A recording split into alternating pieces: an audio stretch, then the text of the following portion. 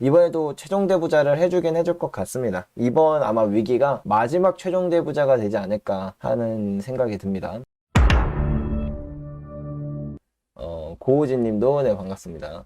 경기 침체가 대공황급으로 오는 건가요? 가능성이 되게 높죠. 왜냐면은 사실 지난 40년간의 위기 때 어땠는지를 한번 보면 모든 위기 때마다 미국의 중앙은행뿐 아니라 대부분 중앙은행은 최종 대부자의 역할을 계속 해줬었어요. 그렇게 해줌으로써 위기 때마다 정부나 중앙은행이 그 모든 부채 위기들을 다 껴안고 갔었죠. 하지만 앞으로 40년은 그럴 수가 없는 시대가 될 거라고 생각을 합니다. 이 내용은 사실 디레버리징 2.0이라는 그 제 유튜브 영상을 보시는 게 가장 좋을 것 같은데, 그러니까 이번 위기가 문제다라기보단 앞으로 40년간 좀 쉽지 않은 세상에 살게 될 것이다 라는 점이 있죠. 하늘바라기님, 경기 침체가 되면 금리는 어떻게 되나요?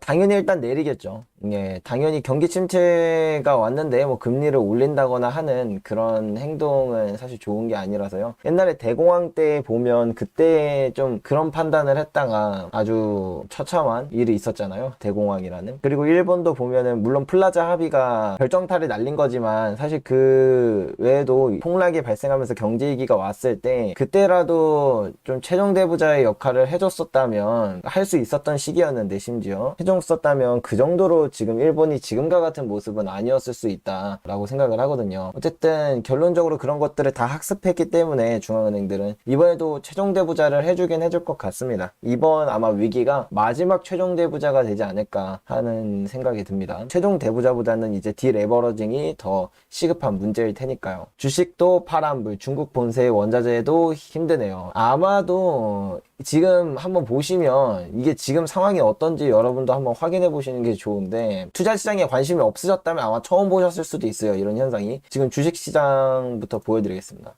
한국 다 시퍼렇고 미국 하락하고 있습니다. 그리고 다 보면은 다 아주 시퍼렇잖아요. 지금 주식시장도 이렇게 나락을 가고 있고, 지금 이게 다 선물이라서 가격이 다 반영되고 있는데 한국, 미국, 독일, 일본 그냥 다 이렇게 나락을 가고 있는 모습이죠. 그리고 이제 원자재 쪽도 보시면 원자재 금, 은, 원유, 천연가스, 구리, 옥수수, 식량 할 것 없이 다 같이 하락하는 모습을 보여주고 있고요. 다음으로 암호화폐 시장도 보시면 비트코인 떨어져서 지금 벌써 19,000달러네요. 지금 이런 모습입니다. 지금 모든 자산들이 다 떨어지고 있는 그런 와중에 지금 유일하게 올라가고 있는 게 지금 채권 시장이에요. 이게 경제위기일 때 보통 이런 모습이죠. 경제위기가 더 심해지면 심지어 채권까지도 같이 떨어집니다. 모든 투자 자산이 다 떨어지는 그런 현상이 벌어지는데, 일단 아직은 그 정도는 아니네요. 이제 채권은 가격이 올라가고 있으니까 그런 모습입니다. 그래서 이렇다 보니까 이게 지금 단기 금리는 치고 올라가는데 장기 금리는 이런 경기 침체의 이런 압박으로 인해서 가격이 상승하죠. 그러니까 가격이 상승한다는 건 금리가 떨어진다는 말이죠. 그래서 미국 10년물 국채금리가 지금 3.03이 되었어요. 그래서 장단기 금리 차이를 한번 보여드리면 지금 여기에 있네요. 거의 지금 바닥에 닿아가죠. 이게 지금 0.04 정도 차이가 난다는 건데, 사실 이 정도면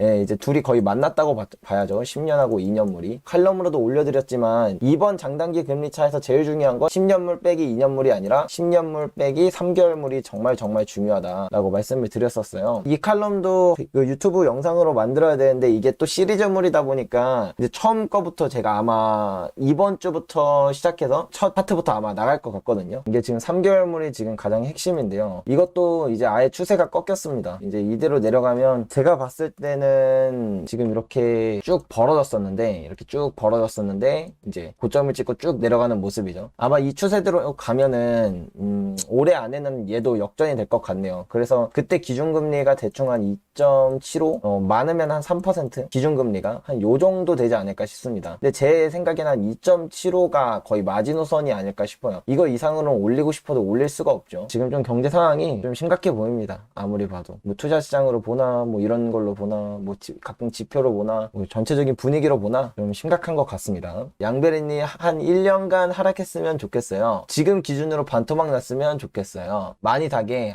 금이나 은 말씀하시는구나. 근데 아마 여기서 그래서 진짜 경제위기 오면은 은 가격이 반토막까지는 몰라도 제 생각엔 한 14달러까지도 떨어질 수 있다고 생각해요. 14달러는 좀 안 되려나? 한 15달러? 15달러 정도까지 충분히 떨어질 수 있다고 생각해요. 만약에 경제위기가 온다면. 근데 그거는 이제 선물 시세가 떨어지는 거지, 그때 실물 가격은 지금이랑 거의 차이가 없을 거라고 생각하시면 될 것 같습니다. 그래서 실제로 지금 뭐 금 가격도 보시면 지난 한 주간 금 가격이 엄청 많이 떨어졌어요. 그리고 한 달로 봐도 금 가격이 정말 많이 떨어졌는데, 지금 금 가격이 지금 거의 한 달 새에 이렇게 쭉 떨어져서 지금 벌써 이렇게 많이 떨어졌는데, 지금 실물 시세를 보면 종로 시세가 오늘 공동구매 기준으로 30만 6천 원이었단 말이에요. 거의 뭐 몇 년 만에 최대치인지 모르겠어요. 진짜 금 가격이 엄청 올라가고 있죠. 이렇게 선물 시세는 쭉쭉 내려가고 있지만 실물 가격은 오히려 많이 뜨고 있다. 이게 환율의 영향도 있을 테지만 지금 확실히 실물 수요가 어마어마한 것 같습니다. 그리고 제가 뭐 자주 말씀드리는 부분이지만 지금은 좀 경제위기에 대한 리스크가 있기 때문에 은보다는 금이 조금 더 좋은 선택지라고 생각을 해요. 지금부터 뭐 매입하는 부분에 대해서만큼은. 그래서 저도 실제로 금을 추가 매입으로 더 샀었고요. 그렇다 보니까 지금 이 금 가격은 어마어마하게 잘 올라가고 있는 것 같습니다. 실물 시세로 보면요. 나는 금을 얼마에 샀었지? 제가 사실 가격을 안 보고 사는 편이라 제가 얼마에 샀었는지도 잘 기억을 못 하는데, 그것도 갑자기 한번 궁금해서 확인해 보고 싶네요. 양벨이 매매일지 여기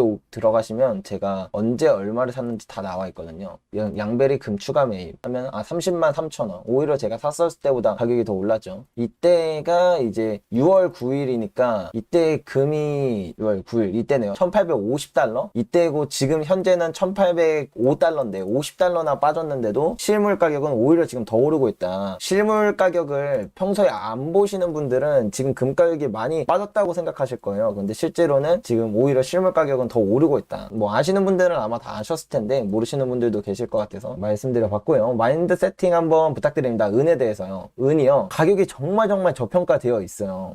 뭐 예를 들면은 뭐 금은비로 봐도 그렇고, 그동안 은의 상승률로 봐도 그렇고, 뭐 실질금리나 생산량이나, 그러니까 은은 어떤 식으로 봐도 지금 가격은 사실 말이 안 되는 가격이에요. 진짜 가격을 조작하고 있나라는 생각이 누가 봐도 그렇게 들 만큼 실제적으로 모든 지표나 아니면은 쓰이는 방향이나 아니면 뭐 수요량이나 뭐 이런 걸로만 봐도 말도 안 되게 지금 저렴해요. 그래서 작년부터 그 실제로 수요량이 공급량을 초과해서 지금 재고가 많이 줄어들고 있거든요. 은 쪽에 특히나 금보다 은이 그게 지금 더 심한 상태이기 때문에 정말 장기적으로 봤을 때 은 가격은 무조건 폭등할 수밖에 없어요. 정말 장기로 보면 은 가격은 무조건 오를 수밖에 없기 때문에 우리한테 필요한 건 사실 시간이에요. 그냥 시간을 인내하는 거, 그거 말고 사실 우리가 더 막 뭔가 특별한 기술이 필요한 것도 아니고 막 뭐가 필요하지 않아요. 그냥 이렇게 저평가되었을 때 사놓고 그냥 시간을 기다리는 게 우리가 그냥 해야 할 일. 가격이나 뭐 지금 경제 상황이나 막 이런 거에 너무 신경 쓰지 않으시는 게 좋을 것 같습니다. 신경 쓸 필요가 없다는 거죠. 그래서 가장 중요한 건 사실 금과 은뿐만 아니라 내가 무슨 투자를 하던 내가 그 투자를 처음에 왜 했는지 그 본질을 자꾸 생각해야 돼요. 예를 들어서 은을 처음 샀을 때 이런 저평가되어 있는 것 때문에 샀다라고 했으면 지금 아무것도 저평가되어 있는 게 해소된 게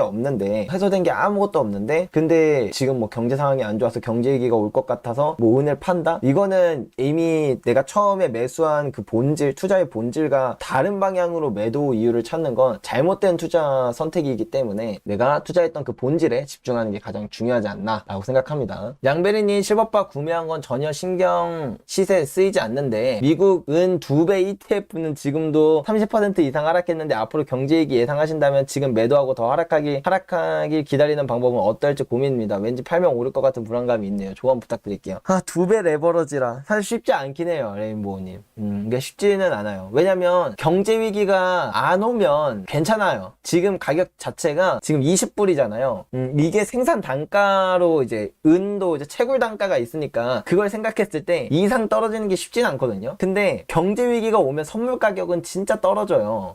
그래서 그 생산 단가가 있어서 실물은 떨어지는 게 한계가 있지만 이 선물은 가격이 떨어질 수 있다는 거예요. 심지어는 원유 같은 거 보면 마이너스 유가까지 갈 정도로 그 상식선에서 말이 안 되는 것도 선물 시장에선 일어날 수 있다. 근데 이제 은 같은 경우에는 진짜 위기가 작게 와도 한 30-40% 정도 떨어지고 위기가 크게 오면은 진짜 한 뭐 60% 70%까지도 떨어질 수 있는 게 은인데 지금 경제위기의 수준이 어느 정도일지 모르겠어요. 근데 만약에 대공황급 온다 그러면 진짜 60-70% 정도 떨어질 수 있는 건데 그게 2배 레버러지라면 사실상 뭐 마이너스 99% 찍게 되는 거겠죠. 그거는 원금 회복은 이제 거의 불가능하다고 봐야 되는 거고. 그래서 저는 경직에 대한 리스크가 있을 때는 애초에 그런 쪽으로는 아예 포트폴리오의 비중을 다 줄여버리긴 합니다. 애초에 2배 레버러지 뭐 아니면 뭐 선물 ETF, 그러니까 ETF 이런 거 아예 투자를 안 하는 거기도 하지만 정말 그 오히려 선물 ETF 이런 것들이 더 매력적일 때가 있어요. 그래서 이렇게 좀 가격이 급변할 수 있는, 급락할 수 있는 그런 리스크가 있는 시점에서는 ETF 그리고 더더욱이 그 레버러지 상품은 조금